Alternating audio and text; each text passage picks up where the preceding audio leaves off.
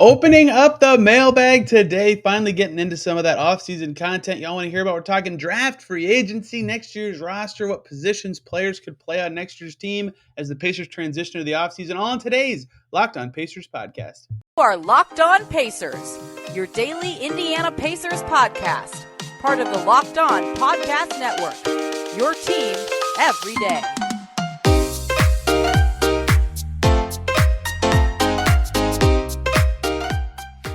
Welcome in to another edition of the Locked On Pacers podcast, where we, of course, talk about the Indiana Pacers as always. My name's Tony East. I cover the team for Forbes and the Westside Community News, and today we're transitioning a bit into offseason mode, opening up the mailbag. I asked you guys on Twitter if you had any questions about the Pacers in the upcoming offseason. Ask them on Twitter. I'll answer them on today's show. I got 13 questions in like 45 minutes, so you guys are awesome. Thank you for that. And we're going to answer them all today. A lot of draft stuff, some positional stuff for next year with certain players, obviously free agency stuff, what everybody wants to know about now that the Pacers season is over. We'll get into it all today for you YouTube people. All the questions are screenshots on my phone. I apologize if I'm looking down very often, but we'll just jump right in. It was hard to sort these because they were sort of all over the place and not really in the same, if I did draft and then trades, I wouldn't really have a good third segue out of this. So we're just going to go in chronological order. First one comes from Aaron at AaronCD18. You are the Pacers GM. The Pacers are on the clock. You have the fourth pick. The first three picks went Chet Holmgren, Jabari Smith, Paolo Banchero. Who are you drafting and why? This is very easy for me, have a tier of four players at the top of this draft, like many experts. I am not a draft expert, but like the experts, I have the same tier at the top of the draft. So my pick would easily be Jaden Ivey there.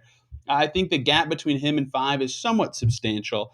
He just has NBA speed, looks like he could be at least a decent shooter, good passer, limited a little bit by his finishing in the lane. His three-point shot certainly dropped off, but has all the tools and athleticism to be a very good NBA player, especially very quick with the ball in his hands, would fit very well with anybody because of his speed and athleticism. And with the Pacers, like to push in transition, just a very natural fit. And even if he wasn't necessarily that good of a fit, I have Ivy like far enough above the fifth player on my board, who I actually will talk about later, that I would pick him anyway. So Jaden Ivey would be my pick there, no hesitation. My top four is the same as everybody's, basically top four. And if the Pacers jump up in the lottery, even if they only get 4, getting one of those guys for sure, unless they like someone else, is very attractive in this draft between Banchero, Chet Holmgren, Ivy, and Jabari Smith. But yeah, in that case that you have laid out, I'd be picking Jaden Ivey. In my actual board, I don't have Ivy fourth, believe it or not. Elliot Beaver at Beaver Elliott says, how much cap space are the Pacers looking at, and who would be your top target they should go after? Side note, please tell me they are getting Miles Bridges. Yes, they. So here's the thing with Miles Bridges. He is in another question later. We'll talk about him. And I think Miles Bridges is going to get pretty close to the max this summer, which for him is going to be like $30 million. And that is about the Pacers' entire, if they scrub the whole decks, cap space. And that is a hefty money for Miles Bridges. And I think that he would fit pretty well with the Pacers. He's a good player. But at that money, it's sort of crippling to everything the Pacers would be trying to do to improve going forward. So this is not the time to me for the Pacers to go after Miles Bridges, even though he is in my top 4 free agents list for them because of how good he is. It's a very strange free agency year. How much cap space do they have? Well, that kind of depends on a lot of factors, right? If they completely scrub the decks, right, decline a bunch of options and cut every cap hold they have, they could probably get to like 30 to 35 million in space, which is a lot. But again, they're not good right now. So attracting talent with that would be difficult. And I think, for example, if you look at TJ Warren and Ricky Rubio and Lance Stevenson and even Jalen Smith's cap hold that exists in there, right? Like there's a chance that if they want to keep any of those guys, it would make more sense for them to stay over the cap and use the MLE instead of cap space. That's all really complicated and hard to explain in a one answer situation on a podcast. But I think that they'll practically end up with about 15 to 20 million to spend this offseason, depending on how the draft goes too. Like those salaries could change. It depends where they land post lottery. So they could get up to about 30 to 35 million. I think they'll end up maybe a little over 20. It's hard to say for sure. I don't want to just be clicking around on my computer this whole time to get exact numbers. But I think it's hard to say without knowing what picks they have, because it could be in kind of a decently sized range and there's roster charges. But I think it's probably going to be between like 15 and low 20s million. I'd have to do a little more math going forward. Next one from Nattown Sport, whose name is just the diamond emoji. Do you think it's even an option that Pacers use all 4 of their 2022 picks they currently own? What do you think a trade up down would look like, assuming the Cavs pick conveys this year? Do I think they'll use all 4 picks? Very unlikely to me. So here's why. Ricky Rubio's contract is expiring. TJ Warren's contract is expiring. Jalen Smith's and Lance Stephenson's. That's 4. If they pick all 4 guys, there you go. There's 4 roster spots. Now, here's the thing. The last pick they have in the second round from the Suns, the 58th pick, you could plug that guy into a two-way, right? Like a lot of times guys picked in the 50s, even some in the 40s this last year, like Joe Wieskamp, for example, get two-ways. So it's possible that guy plugs into a two-way instead of a roster spot. And then maybe they make all 4 picks. But I would think they would want a little more roster flexibility than that, especially if they want to bring back Jalen Smith or TJ Warren, right?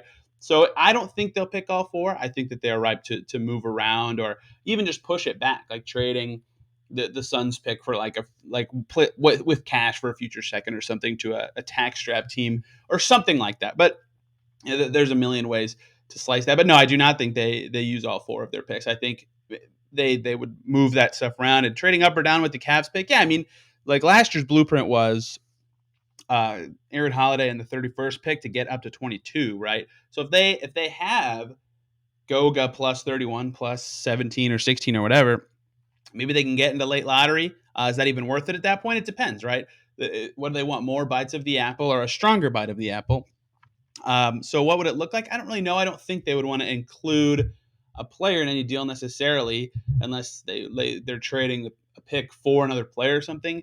But moving up and moving down is really like contextual, so it's hard to say. Like, what does the receiving team want or need, and how do you tier off the draft? And at this stage, I haven't formalized that. But I think if they did it, it would involve moving up using, and they wouldn't move up a ton using these things. They're not super valuable, but I think it would involve moving up using Goga or that 31st pick. And if they move down, that seems interesting because, like I just said, I don't think they could use all 4 picks. So moving down would probably require like getting a future asset. Like last year, there was a pretty interesting Knicks Hornets trade where the Knicks moved down and got like a future first. If the Pacers could pull that off, that would be something I think would be appealing to them in their current situation. But a lot of options, right? It's hard with the draft to really hammer it down without knowing the order and what picks they're getting and having a full scope of all these prospects.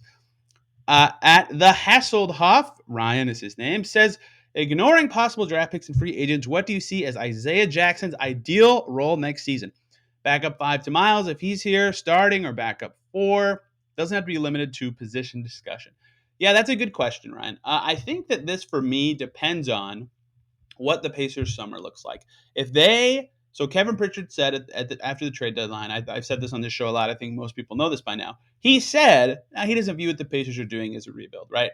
And then Rick Carlisle has said the word rebuild a few times, and their actions certainly suggest rebuild. But we know the Pacers, as people who have watched this team for a long time, they don't want to be a team near the bottom of the standings. It's not something Herb Simon, their owner and technically decision maker by default, likes to do, right? So if they are a rebuilding team, I think Isaiah Jackson would have a pretty hefty role. Maybe that's the first big off the bench. Maybe that's a starter at the 4 or the 5. And I think they would like to explore him more at the 4 after, how they talked him up after the draft as a multi-positional guy.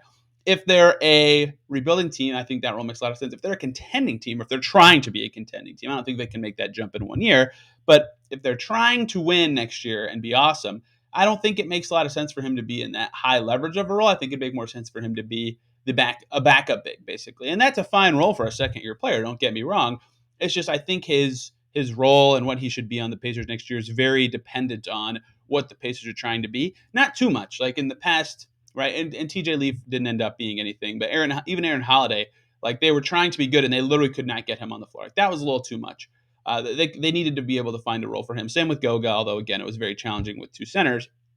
But they were a little too far away from playing rookies at all. Like, even if they're trying to be good, I think they need to get Isaiah Jackson at least 15 minutes a game next year. And because he can play 4 or 5, that's an option. But I think his role next year depends on what direction they're heading. I think, though, he has to be in the rotation next year. I mean, he's very promising already on both ends. He's a very unique player. I talked about him on Kevin and Query this morning on ESPN Radio and said kind of the same things. Like, they have not had a lob threat like him or a big with. Have they ever had a big man as fast as Isaiah Jackson in Pacers history? Like, very, very rare, right? So he's a guy I think you have to try to find a role for just to see what he is, see how good he can be, see what his role is with the future of the team. And if you're going to contend or rebuilding, knowing how good he can be is still very valuable. So he's a lock to be in the rotation and a pretty big spot in it next year. The question is he a starter playing a ton of minutes? Is he a backup playing fewer minutes? I think that depends on the team context. We got a ton more questions today. You guys are the best. And I think every single question the rest of the way is either about the draft or free agency. No questions about actual basketball.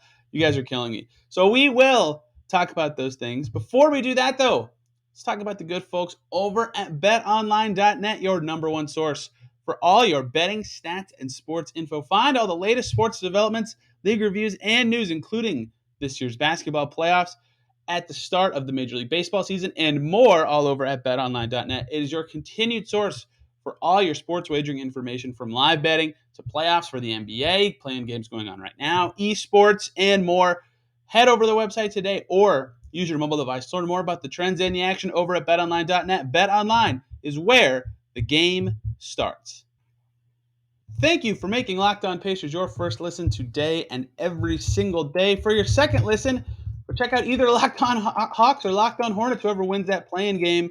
Pacers fans should want to know all about that team because they're going to play the Cavs in what is the biggest game remaining for the Pacers this season. That game has not yet wrapped up as I'm recording, which is why I suggest both of those shows, and they're both excellent. Either way, let's continue on with the question. Zachary Barnett at ZBarnettNBA says, is Miles Bridges on a max contract a good use of cap space available? If no, is there anyone else in potential free agency you are looking at as options? I do have a free agent list. I will not spoil it all today, but I will go one at a time and doing a few through these questions. I say no on Miles Bridges on the max. Again, very good player, would fit the Pacers very well, would fit their timeline very well in terms of his age, but not in terms of his money. Paying him a ton now would get him on the team if the Hornets don't even match, and that's always a risk with restricted free agency. And then when Halliburton comes up expensive, or whoever they pick this year in the top 9 or whatever they end up at comes up expensive, suddenly their team is crazy expensive, and if it doesn't click, it doesn't work, it's very risky, right? You have to, when you have a guy as good as Tyrese Halliburton, and even Chris Duarte, who I didn't even just say, when you have a guy that good, you kind of have to be careful with when you're spending when they're on their rookie deal, because eventually they will come up expensive, and the goal would be, if you're the Pacers, this is Halliburton's second year summer. Next year's his last cheap summer. That's the year you want to really strike, right? Because then you can spend a bunch before he gets expensive while you'll have space. So, yeah, Miles Bridges is good, and he would fit on the Pacers. But I think spending now on him is very risky, because then if they're not any good, or the team doesn't fit very well, or this is who he is, all of a sudden you're locked into him at 30-something million. Like that is very risky, and then you can't really build around Halliburton, Duarte, Bridges in the future outside of internal development. So I think no, it would be my answer on that, even though I think Bridges is a good player who would fit pretty well in the Pacers. So I have to spoil one free agent, right? Because that was the question asked. Frank Ntilikina, a young guy. A lot of my targets are younger for the Pacers for the reason I just described. I think that maximizing free agency next summer is really important. So taking bites of the apple at guys to see how they fit with what your core is that are still good and can make the Pacers better next year, because next year's going to be about improvement for them for sure. Carlisle called the season unacceptable. Frank Ntilikina, who got into the Mavs rotation this year after fighting through camp on an unguaranteed deal, ended up being a decent rotation level player for them, found his stroke from three a little bit, hitting 34% on decent volume finally. His taking over 100 of them, right? Like, I think he could be a good reserve fit for this Pacers group, even though they don't need a ton of guards. Adding young guard depth makes a lot of sense for this group, as their backup guards this year were like Kiefer Sykes at 29 and Lance Stevenson at 32. And at the end of the year, TJ McConnell comes back. He's 29, turning 30, right? Their backup guards were pretty old all season. So to get some youth in that rotation, see how they mix in would be good. At not underscore DB Cooper, which is exactly what DB Cooper's at would be if he was on Twitter, says, which second round prospects do you like? So unfortunately, this is going to sound like some Homer Indiana stuff going on, because two of my favorite second round guys are actually played college basketball in the state of Indiana this year. One of them is Travion Williams, backup big for Purdue behind Zach Edey this year. He has got motor. He can jump. He can finish around the basket. His defense definitely is not awesome. But I think those kind of skills usually make second round bigs kind of pop or like stick to some degree. If IU fans will remember, Juwan Morgan, he was one of the better rebounders in college basketball, but he didn't have a ton of other skills, but he had a really good motor, right? Like Alize Johnson, Terry Taylor, right? These guys who can do that and run the floor really well, like they always end up being at least okay NBA players. And Trey Van Williams, I think, can do all that. And I did not watch every game of his. So Purdue people who did, if I'm mischaracterizing him in your eyes, I apologize. But I think he can be at least a rosterable quality NBA player. And in the second round, that's what you're looking for. And then Blake Wesley at Notre Dame, another one that I thought was a pretty good college player. I don't know if he'll be second round. He might end up being a first round guy if he goes pro and sticks. But yeah, I think he's got some scoring chops and moves around really well. He could be like a 31st pick level second round target. And the third one that I wrote down from John's Julian Champagne. He's a really good scorer, really polished scorer. And, guards are not necessarily what the Pacers need, but he can be a wing. I think he's bigger in the NBA level. I think he'd be a good second round target. I don't have a ton. Again, I haven't dove into prospects all the way yet, but those are three that I do like. I'm going to have to scout a ton of guys this year. The Pacers are picking all over the draft. Same, not DB Cooper at says, if TJ Warren stays, what would be the contract that he would get? That is a fantastic question. I think the Pacers would like to know the answer as well, because finding the right contract for a guy who hasn't played, and now it's 16 months since TJ Warren has played in a game. And yet, the last time they saw him, he was playing okay. Even in the year he only played 3 games and got hurt, he was playing 4 games and got hurt. He was playing okay. It was awesome in the bubble, right? So it's very risky to give him a long-term deal. And so, our good friend, unlikely bonuses, right? That is the way the Pacers can keep his cap hit down, but make it so he can make more money if he hits these bonuses, right? And the bonuses, because he hasn't played in a while, can be super easy, low bar stuff to hit. But if I'm the Pacers, I would do something. So the way unlikely bonuses work is you can give a guy 15% of his contract in bonuses at most, right? The Heat are notorious for doing this to keep Kelly Olynyk under the salary cap a few years ago. You can make their bonuses something stupid, like play one more game than they did last year. That counts as an unlikely bonus. Play one more minute, make one more 3, stuff like that. So for Warren, look, the Pacers aren't going to say play one game and you get a bonus, but like they could do, 50. I'll just say 10 million to make the math easy. But if they gave him a $10 million deal, and then it could get up to 11.5 if you play 50 games this season, right? If that is a structure that makes sense, then he can get up to 11.5 million. And I don't know if he would take that, because that's about the MLE. Any team could offer him that, but that kind of thing. And then a second year that has a player option, so that if Warren is hurt again, he can opt in. That seems like a way that the Pacers could entice him for not expensive money and still have low risk because it's a shorter deal. That's something I would be interested in. Is the Pacers, that said, I get the option here being scary because he hasn't played in a while, and I get them wanting a team option in case he is injured again and is not worth it, because like I said earlier, they might want money next summer in the last summer of Halliburton's spending before Halliburton's probably going to be a max player, right? So building now is important there. So having the flexibility if the Warren deal doesn't work out should be something the Pacers pursue. So look, when he was playing, he was great. We were talking about on this show him being a potential top 5 free agent this class, right before his injury at the beginning of last season. That's obviously not the case anymore. But in that realm, he would have gotten 18 to 20 million a year, right? Maybe more than that, because he can defend. So I would say even on a risk deal, he's probably getting 12, 13 million in the first year. So just add in the bonuses. Let's say 2 years, 30 million, with about 3 million in bonuses that are unlikely, and some sort of option, or maybe make the second year like half guaranteed or something. It'll be a really complicated contract, I think, because of his situation where he's super talented and has figured out the whole defense and shooting thing, but also hasn't played in a meaningful game since 2020, right? Those things all together make his contract situation extremely complex. And I think because of those factors, his next deal will be extremely complex, featuring all the bells and whistles, options, partial guarantees, unlikely bonuses, maybe even some likely bonuses. Actually, I don't know how you can have a likely bonus given he didn't play last year. But that's what I expect. But that said, if you're TJ Warren, you want like a 3-year fully guaranteed deal. I don't know if you can get it, but like let's say Detroit or OKC comes calling, or let's say a team with the MLE comes calling and just says, yep, you can have 3 for 30 from us fully guaranteed, he'd probably take that, right? So it's tough negotiation, I think, from both sides, but perhaps he wants to be back. He likes Indiana. One of his best NBA friends, David West, obviously played here. It's been reported that he would be welcome to a return. That negotiation will be tricky, but I think that contract could end up being pretty complicated. Last question for this segment from Rhett Bauer. Yesterday's guest at Rhett_Bauer says, would you decline O'Shea Brissett's team option to make him a restricted free agent, or keep him for cheap and see what happens next year, since the Pacers don't really know what this team is going to be? If the former, which is making him a restricted free agent, what sort of a contract would you offer with Warren plus the draft pick as considerations as well? It's a good question. To explain the situation, O'Shea Brissett now has 3 years of NBA service. And so and his contract has a team option this year for the last year of his deal. And so if the Pacers pick up that team option, he'd be on the minimum contract next year. Super cheap, which is awesome if you're the Pacers. But after his 4th year, because he's not on a rookie scale deal, he would be an unrestricted free agent in the summer of 2023. Versus if the Pacers decline his team option this summer, they could give him a qualifying offer because he'd only have 3 years of service and make him a restricted free agent. And then they could easily keep him or match any deal he gets from another team. So if you're the Pacers, you'd have to play the risk-reward game. The most extreme example of this was Nikola Jokic, right? He had a team option after his 3rd year, and the Nuggets could have him on the minimum, and then that'd be awesome because you'd have an all-NBA level player on the minimum, but then he'd be unrestricted, or you decline it, make him restricted. They're not a small market team, but not a huge market team. They declined it, made him restricted, and he'll stick around for a very long time there. But that is the most extreme example of this kind of stuff. I would decline it because they have space now. They could even renegotiate a deal with him if they wanted. They have that option because it's been enough years since him signing his deal for an extension.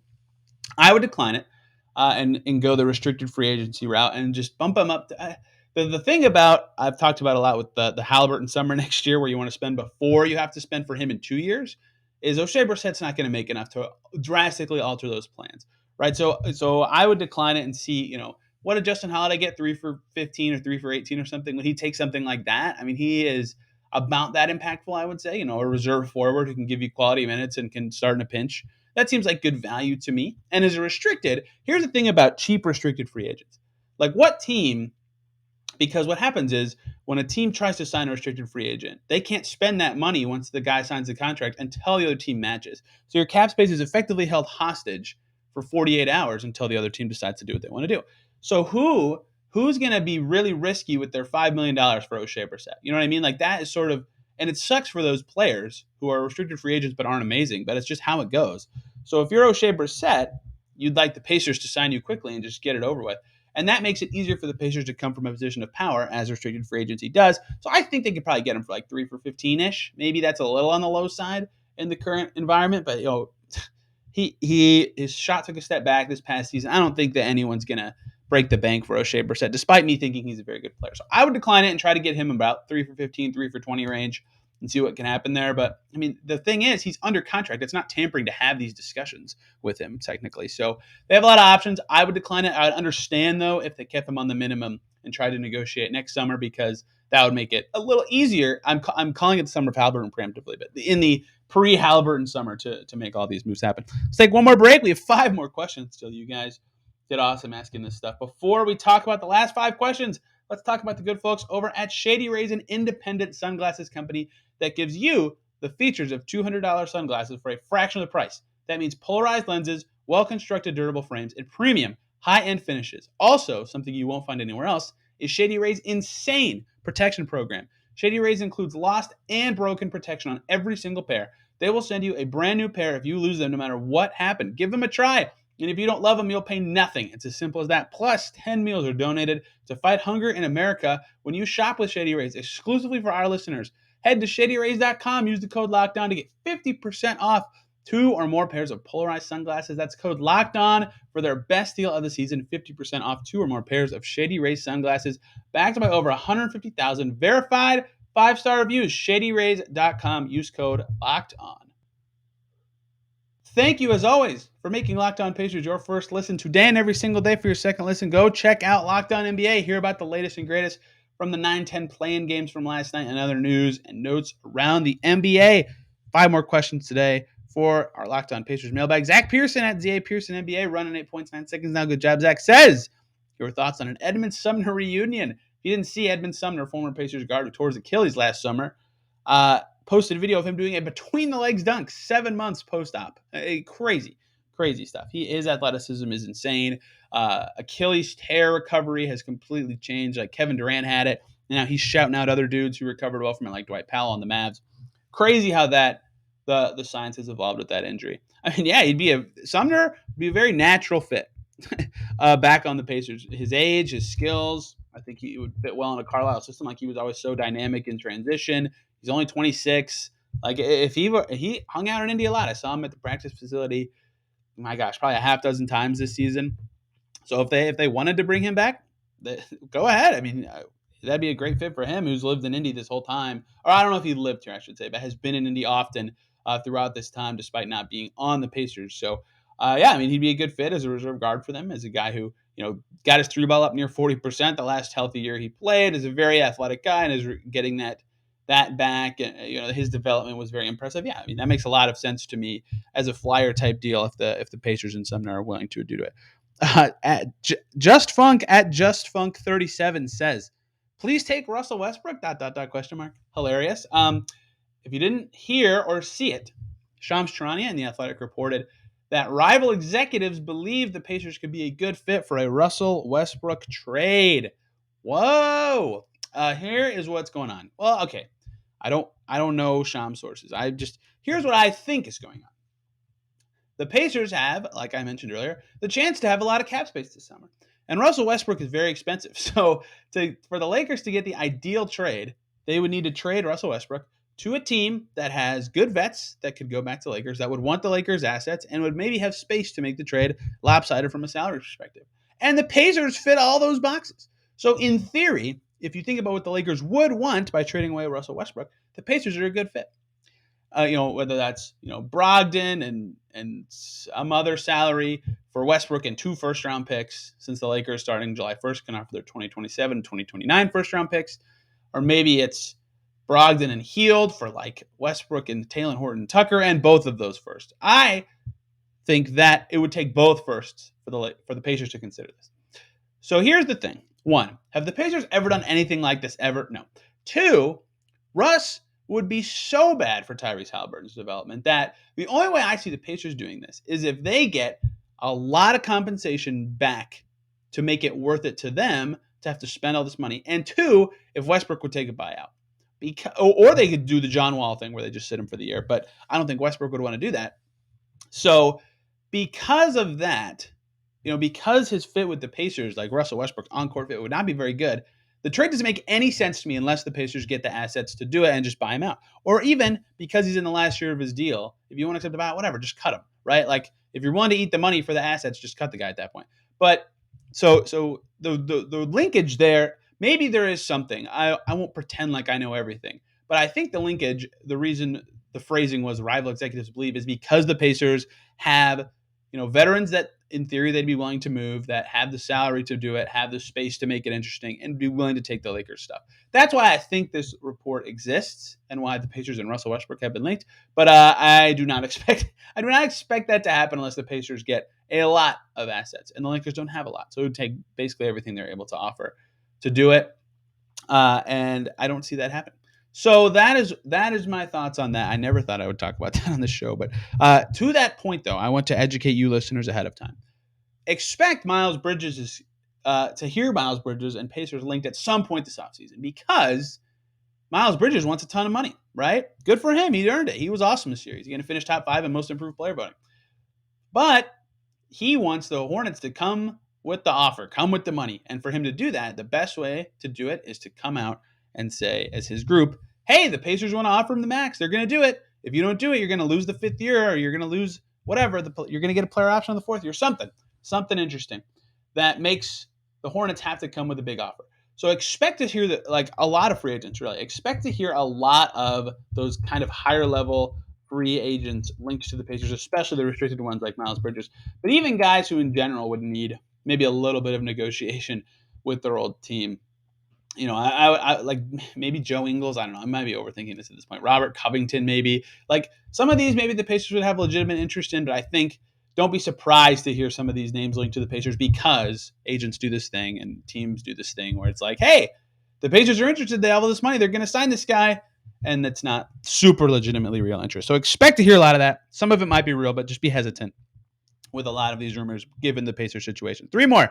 NY Pacers at NY Pacers says, even with the weak free agent class, what outside options should the Pacers look at this summer? I already did one with Frank Ntilikina. We've covered Miles Bridges, so I'll do another one.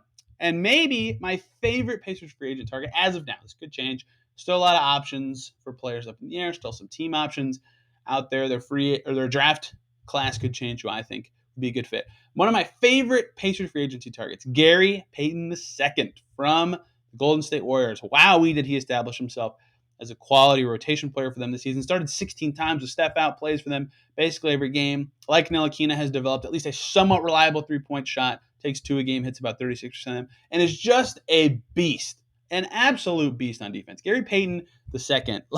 The name says it all, right? Gary Payton. He is an awesome, awesome, awesome defender. And if you watch the Pacers that last year, you know exactly why to link defenders to the Pacers. Gary Payton is 29, sure, but not a lot of basketball or at least NBA miles on him. Only 5 years of experience. Looks very talented. Doesn't need the ball very much. So it would fit extremely well with the Pacers ball handlers. I think if he was 27, he'd be like the best ever fit for the Pacers in free agency. And I still think tactically and money-wise, he'd be my favorite fit for the Pacers this summer. Gary Payton II, currently from the Warriors. Eddie Gill Burner, with a picture of Eddie Gill broadcasting as his photo. At Gill Burner says, if the Pacers pick falls outside the top 4 of the draft, who should their top choice be, assuming the big 4 of Paolo, Jabari, Chet, and Ivy are taken? Yeah, I have sort of ideas here, but I haven't formalized any sort of ranking of big board yet because I haven't watched everybody. I've watched a lot of Ben Mather, and I really like him. But I think, as of right now, my 5th favorite prospect is AJ Griffin from Duke. I mean, I just think AJ, I'm pulling his stats up right now, so I don't say anything wrong, but he shot so well from deep, and you know, a lot of people talk about his form like it's a negative, but like, you know, Halliburton was the same deal where people were like, oh, his form, you know, can that continue in the NBA? Yeah, it can if they're good shooters. Okay, 44.7% from 3, excuse me. I think AJ Griffin can be a great shooter at the pro level when he gets more opportunities inside the arc, when he's not, you know, the 3rd option on his team, 4th option on his team. I think he can be better in the NBA. He showed he can put it on the floor a little bit. Decent rebounder, defense is fine, big wing. I think he is my 5th best prospect as of now. That is subject to change.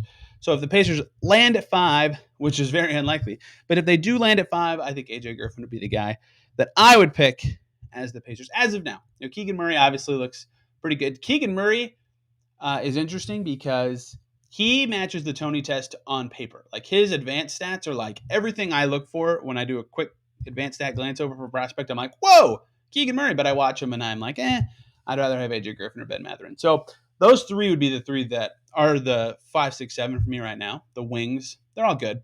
Not nearly as good as the top 4, but they're all good. But I think AJ Griffin leads Edgar for me right now. Last question. At Big Indiana Dad, Gidge is his name, says, best free agent for the team. I guess Miles Bridges. I mean, this is a weird year for free agency because all the top guys, John Wall's picking up his player option, Harden's picking up his player option. Maybe Harden declines, but he's staying in Philly. Westbrook's picking it up, Bradley Beal's picking it up or getting traded, Kyrie Irving's picking it up or staying with the Nets. Like the best free agent, Zach LaVine's probably re-signing. Like the best free agent who might switch teams, might switch teams, is Miles Bridges, who we've talked about a bunch, or like Robert Covington. Ayton's probably not leaving. He's restricted. Like there's not very many very good free agents this year. So the best ones who make sense are like much cheaper. So I'll give another one now because I've already given 2. Taurean Prince, guy who makes some sense for the Pacers, has turned like so many guys I've named today, turned into a reliable shooter the last couple of years. Good defender for the Wolves. Got into their rotation, was starting. Like he would have been a big help for them against the Clippers. They ended up winning that game, obviously, but he didn't play in their play-in game. But he's a pretty reliable piece for Minnesota. I think he'd be a good fit as a 3 and D type option who can also play the 4.